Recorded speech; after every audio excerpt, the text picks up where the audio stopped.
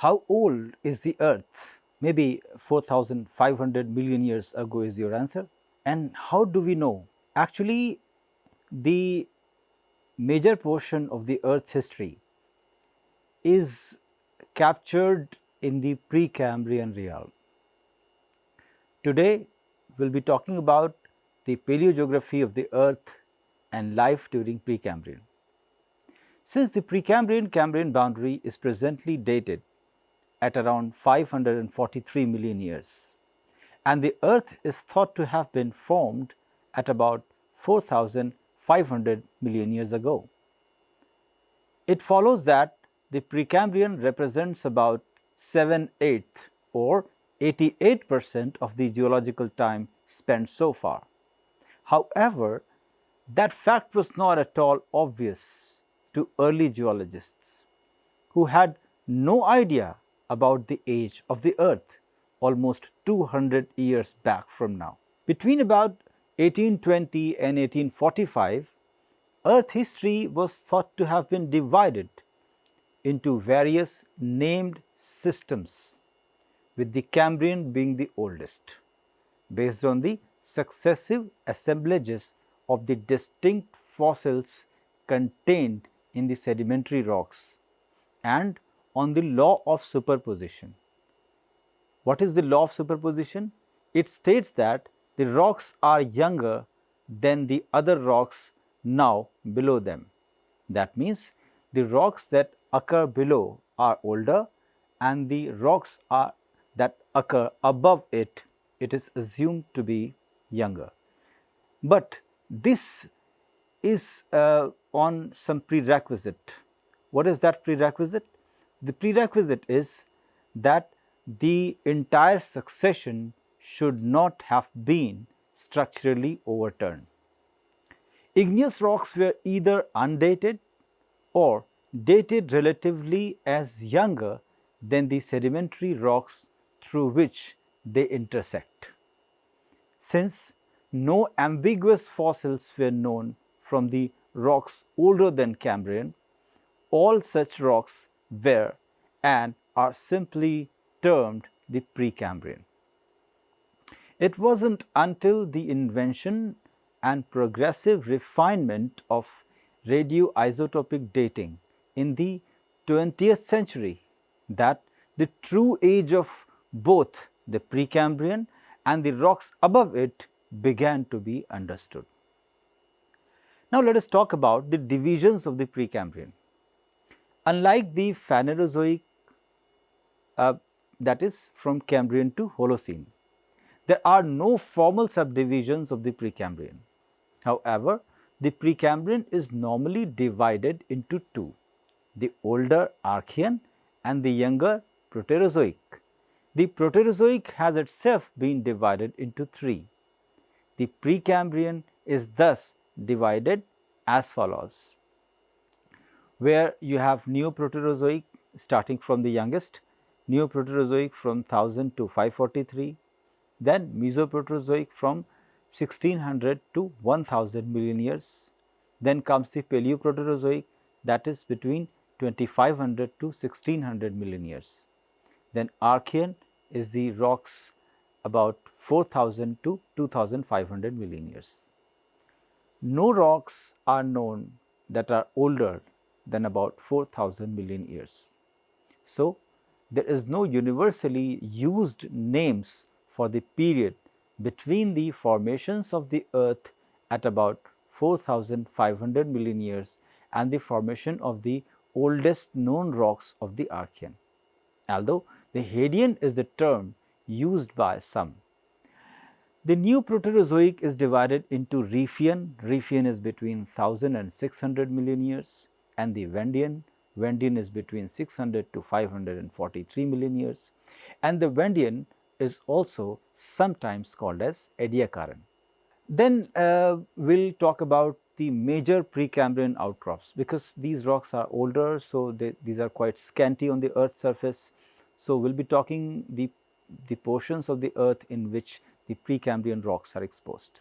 Although silvers of the Precambrian rocks are found in many terrains consisting mainly of the younger rocks, The great majority of the Precambrian outcrops are found in the oldest shield areas of North America, principally the Canadian Shield, North American Precambrian continental nucleus, South America, which largely underlies Brazil and the adjacent areas, Africa, several areas of Africa have Precambrian rocks, Northern Europe, especially the Eastern European Craton, Siberia, the Angara Craton, Central Asia and Russia.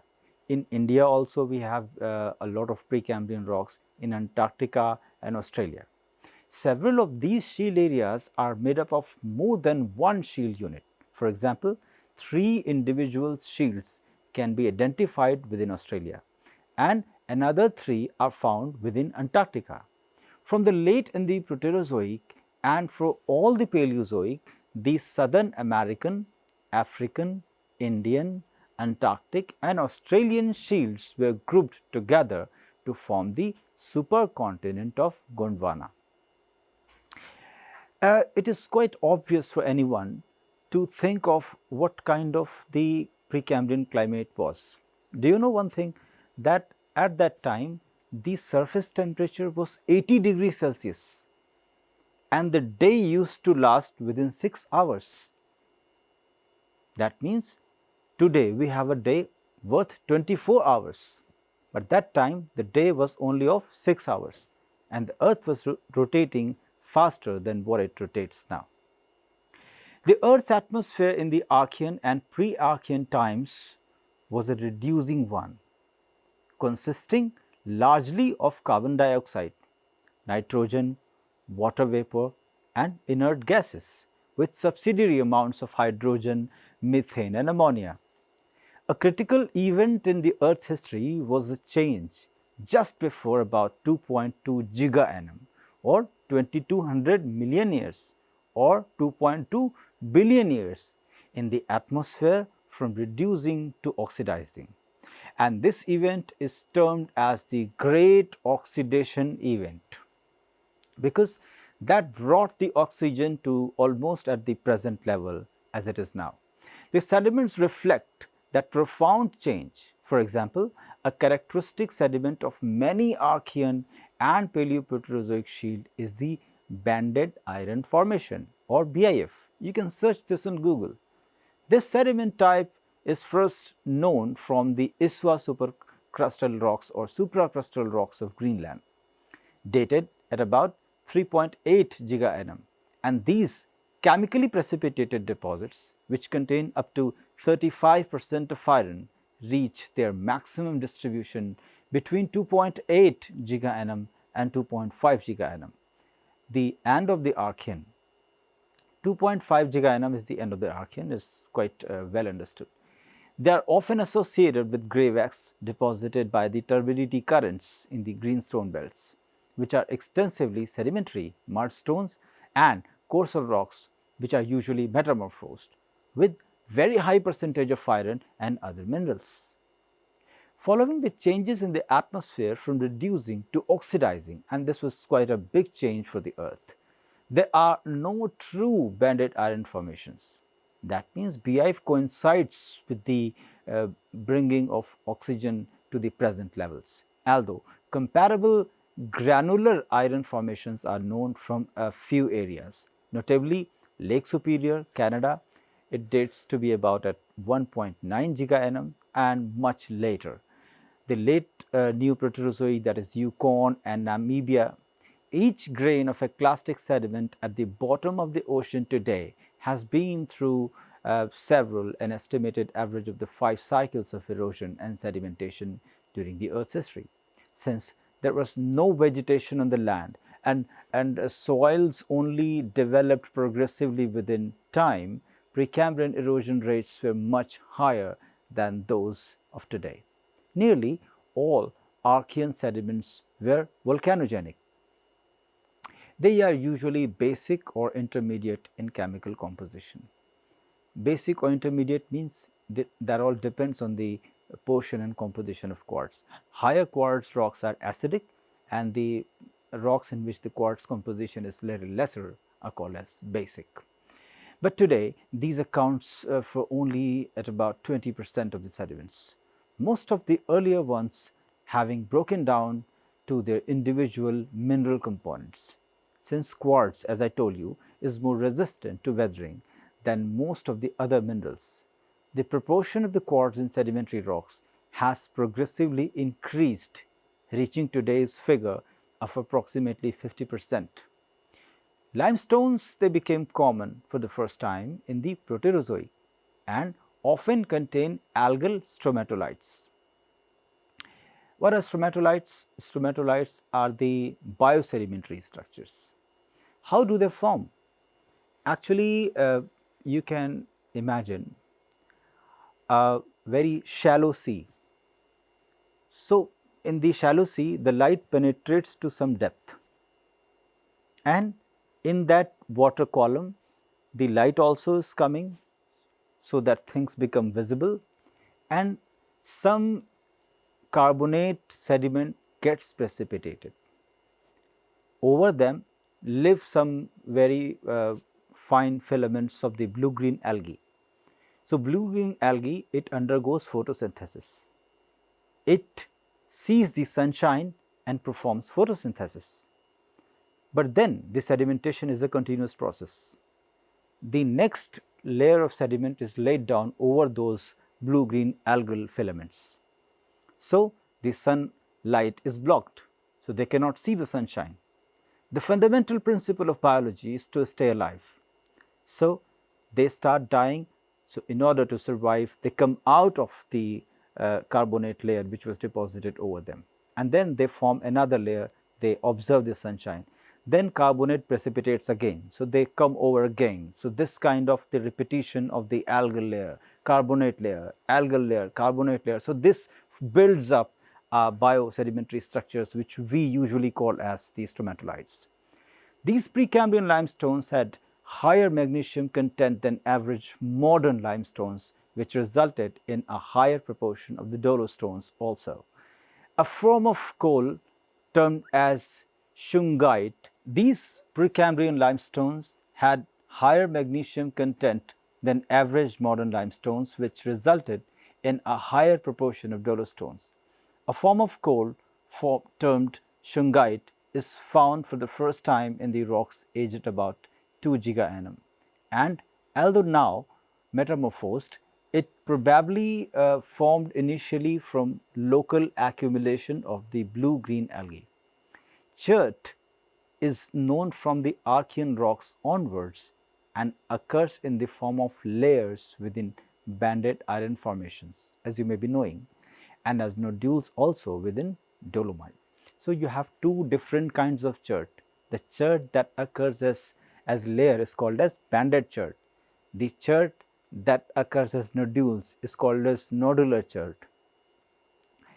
The reason why the chert is nodular is the diagenetic segregation. The chert segregates, and then why you have the chert as bedded is called the diagenetic alteration. So, both kinds of cherts, the diagenetic chert which is nodular and the diagenetic chert which is banded, they have different origins and they can be attributed to different morphologies. However, these cherts are of inorganic or secondary origin, and primary cherts formed from siliceous organisms such as Radiolaria are not known until the late Neoproterozoic. Precambrian climates have formed the topic of many research projects, as can be seen from the desert sediments that many Precambrian rocks contain. The climates were often very hot. However, at other times, the glaciogenic deposits were widespread. These Precambrian glaciations occurred in several phases, and some workers believe that the earth was at one time completely covered in glaciers, the so-called snowball earth. But that concept is controversial, although paleomagnetic evidences indicate that some glaciogenic rocks in Australia must have been closer to the then equator. Let us talk about the Precambrian life. It is not known when life originated here on earth. However, As far as can be deduced, life originated only once. Prokaryotes, which include bacteria, are apparently simpler than eukaryotes. Since they lack a nucleus and were probably the first organisms, because early organisms were largely soft-bodied, the early fossil record is tantalizingly incomplete. As detailed in the article on the Precambrian prokaryotes, the changes in the overall carbon isotopes seen after 3.5 giga-annum indicates that biological systems were in place by that time. This was well before great oxidation event at about 2.2 giga-annum, and thus early life forms must have lived in reducing environment. Laminated structures known as stromatolites, as I've already told you, have been described from rocks as old as 3.4 giga-annum in Australia, perhaps in the Jack Hills and South Africa. However, it appears like that the earliest stromatolites were inorganic in origin. In contrast, stromatolites deposited after about 3 giga-annum were apparently organic in origin. Although the range and diversity of these complex organisms peaked in the mid-Mesoproterozoic and New Proterozoic, and their descendants are still to be found living today. Most famously at Shark Bay, West Australia. You can search the Shark Bay, Western Australia, and you would see stromatolites forming in the modern times. The role of these stromatolites and other early organisms in taking carbon dioxide out of the atmosphere and replacing it with free oxygen, that played a major part in the change of the atmosphere during the Great Oxidation event at about 2.2 giga-annum. As the Precambrian progressed, the life forms became more diverse, although they rarely exceeded 1 millimeter in size. A major evolutionary event took place in the later Proterozoic, that is Vendian period, when much larger macroscopic fossils, albeit still without hard parts, evolved. These are known as Ediacara fauna. This is also to be searched. That fauna has been found on most of the larger late Precambrian terrains, but apparently became extinct at or near the Precambrian-Cambrian boundary. There are some orogenic events that also occurred in Precambrian. Now let us talk about those orogenies. In the Archean, there are many orogenies, but in most cases their detailed ages and lateral extents have not yet fully determined, and long periods of orogeny are often conflated under single name.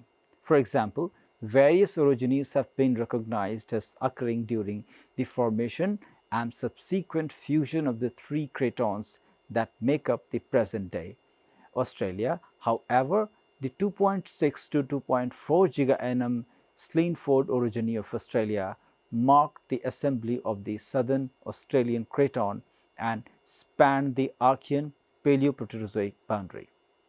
In central Canada, the Trans-Hudson orogeny extended from 2.2 giga-annum to 1.7 giga-annum, peaking at 1.9 giga-annum. Some workers correlate the 1.9 to 1.8 giga-annum Barramundi orogeny of the North Australian craton with the Trans-Hudson orogeny of the North America, and two together forms a key element in the assembly of the Rodinia supercontinent. In Antarctica, there are at least three different Archean Paleoproterozoic cratons that formed between 3 giga-annum and 1.6 giga-annum. The best known Precambrian orogeny in the Mesoproterozoic is the well-famous Grenvillian orogeny. A part of the Grenvillian orogeny can be seen in the India also. For example, Eastern Ghat Mobile Belt and the Central Indian Tectonic Zone, which occurred between 1.3 giga-annum and 1 giga-annum and probably resulted in the assembly of the superterrane of Rodinia.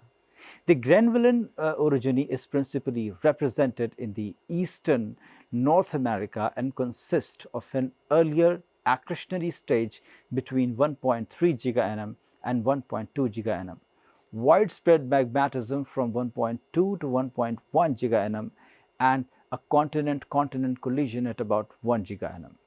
The 1.3 to 1.1 time Albany-Fraser orogeny of the South and West Australia cratons has been interpreted as part of the Grenvillian orogeny itself.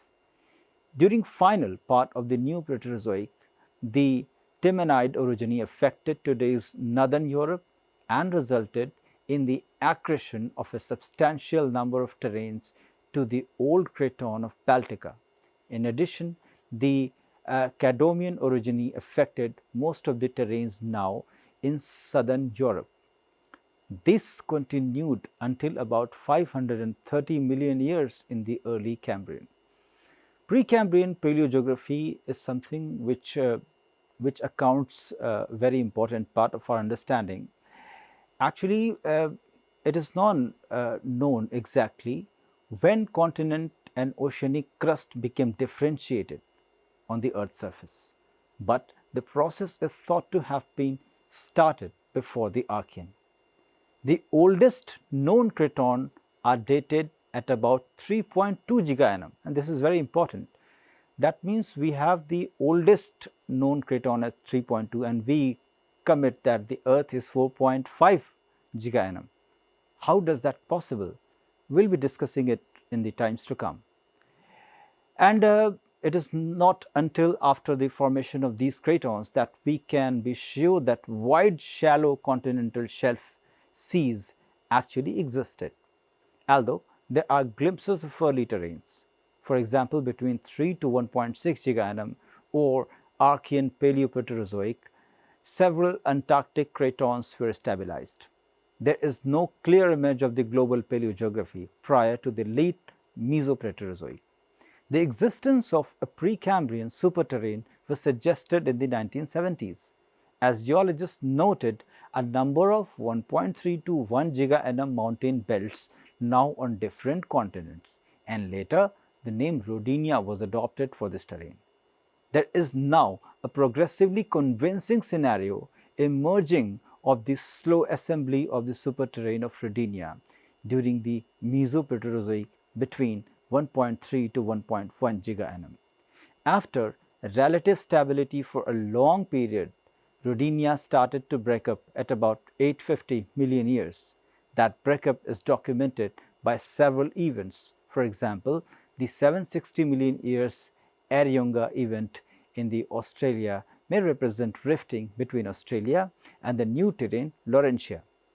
Similarly, Laurentia appears to have separated from Antarctica at about 750 million years. However, South America, Africa, peninsular India, Australia and Antarctica stayed together, and with further smaller accretions remained together to form the super terrain of the Gondwana in the late New Proterozoic, a process that was completed by the early Cambrian. Between 580 and 535 million years, there was massive plutonism in Scandinavia, and flood basalts in the Ukraine occurred at 576 million years. These events may be documented in the separation of the Baltica from Laurentia. Gondwana remained a united superterrane until after the breakup of the Pangaea. Pangaea you may be knowing. Pangaea is a supercontinent that all the continents they coalesce together to form a big nucleus, and that's what we call as Pangaea, that in the early Mesozoic. The progressive rifting between the Laurentia, that is North America on the one hand, and the Gondwana and Baltica on the other resulted in the opening and steady widening of the Iapetus Ocean between the two sets of the terrains, an opening that continued until about the end of the Cambrian. In addition, the opening of the Ran Ocean marked the division between Baltica and Gondwana, and the Aegir Sea separated Baltica from Siberia. Most of the other side of the globe was occupied by the vast Panthalessic Ocean. Hence, we have discussed the orogenies of the Precambrian time, the life during the Precambrian time, the rocks and the distribution of the Precambrian terrain in different parts of the earth. But what is more surprising and what we could not understand from this entire lecture is that we do not have anything that is 4.5 to 4.6 billion years, and yet we say that the earth is 4.6 billion years. This is the question I asked in the starting of our lecture. But how do you know the earth is that old? Actually, the earth has undergone differentiation into the crust, mantle and core. But when you get the meteorite showering on the earth or some celestial rock-like object, we do not find such a differentiation in those rocks. So, if you see and date those rocks, they can tell you the real age equivalent to that of the earth. Yet on earth, we do not have anything that can document for its age. Till then, thank you very much.